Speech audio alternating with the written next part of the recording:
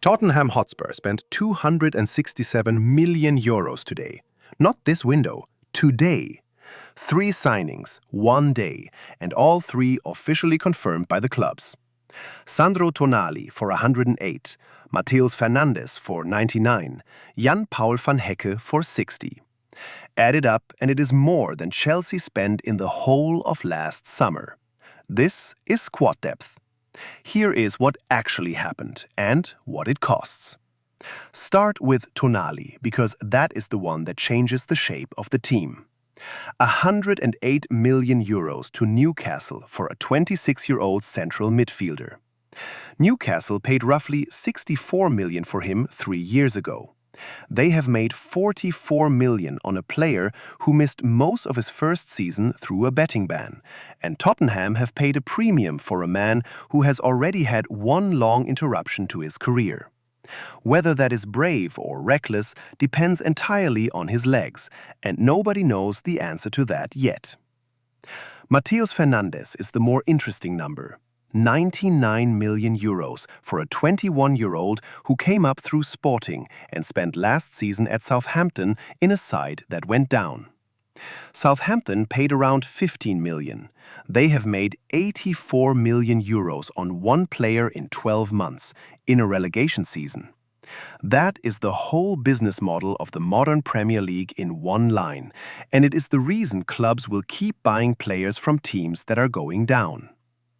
Van Hecke at 60 million completes it.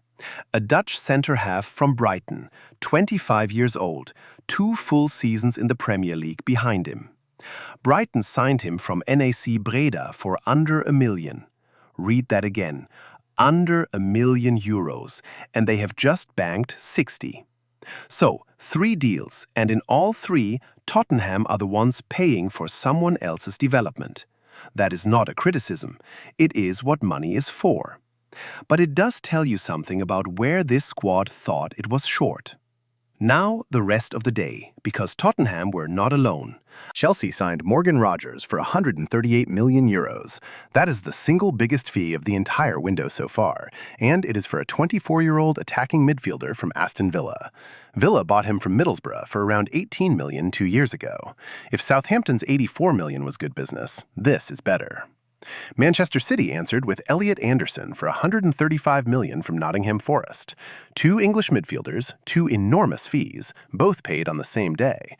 Whatever you think of the numbers, the market has decided what a Premier League-ready midfielder in his 20s is worth, and the answer is somewhere north of 130 million. Barcelona took Anthony Gordon from Newcastle for 80 million. Newcastle sold 2 players today for 188 million euros combined, and they are the ones who will be asked whether they are still a serious club. That question answers itself in about 9 months. And AC Milan paid Paris Saint-Germain 70 million for Gonçalo Ramos, which is a club record for Milan, a striker who scored regularly in Paris without ever quite becoming first choice, going to a club that has needed a number 9 for 2 years. Maxence Lacroix also went to Chelsea for 60.7 million, which on any other day would be the headline. Let me put those fees next to something, because 100 million stops meaning anything after you hear it 4 times. 138 million euros from Morgan Rogers is more than Liverpool paid for Virgil van Dijk and Alisson combined. It is more than the entire Leicester squad cost in the season they won the league, and Aston Villa, who are selling him, bought him for 18 million 26 months ago. They have turned a Middlesbrough winger into a 120 million euro profit inside 2 years, and they did it while he was playing well enough to get into the England squad. That is the part people miss when they call these numbers insane.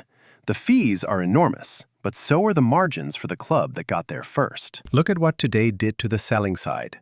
Newcastle banked 188 million for Tonali and Gordon. Southampton took 84 million of profit on Fernandes in a season they were relegated. Brighton turned a player they bought for under $1 million into 60.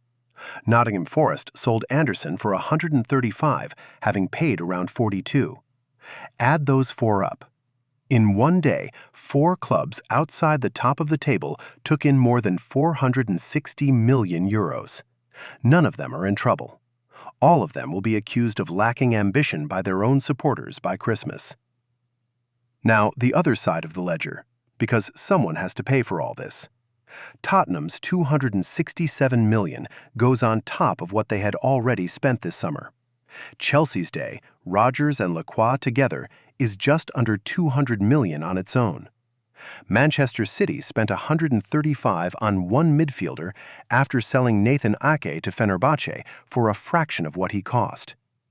3 clubs, roughly 600 million euros, one day. There is a version of this where all of it makes sense. Rodgers, Anderson, and Fernandes are 24, 23, and 21. If 2 of the 3 become what the fee says they are, the buying clubs will look clever in 3 years, and nobody will remember the number. That is the bet, and it is not a stupid one. There is also a version where a betting ban, a relegation season, and a Dutch centre-half from NAC Breda turn out to be exactly what they looked like, and Tottenham have spent €250 million on the wrong 3 men. We will know by about March. Before the closing number, the deals that did not make the front page because they tell you as much as the big ones. Nathan Ake left Manchester City for Fenerbahce, ending 6 years in England. City bought him from Bournemouth for $40 million, and he leaves at 31, having played 150-odd games. Not a failure, not a triumph, and a reminder that most transfers end quietly rather than badly. Marc-André ter Stegen is going to Ajax on loan. Barcelona have agreed it in full. A goalkeeper who was first choice at the Camp Nou for a decade, going to the Eredivisie on a temporary deal at 34. If you want to know how quickly a career turns, that is the whole story in one line.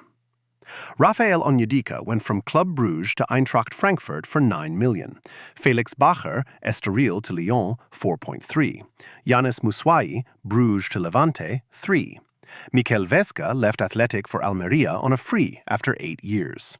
4 deals, 16 million euros between them, and each one is somebody's whole career changing on a Sunday in August. Here is the number that matters. Across those 8 deals alone, 750 million euros changed hands in a single day. Not committed, not agreed in principle, announced. If you want one thing to take away from today, it is this. Every one of these fees was paid to a club that developed the player somewhere cheaper. Newcastle, Villa, Forest, Southampton, Brighton. The selling is not a sign of weakness anymore. It is the plan. That is your day. If you want tomorrow's deals the moment they are confirmed, subscribe, because this window has 5 weeks left, and today was not the peak.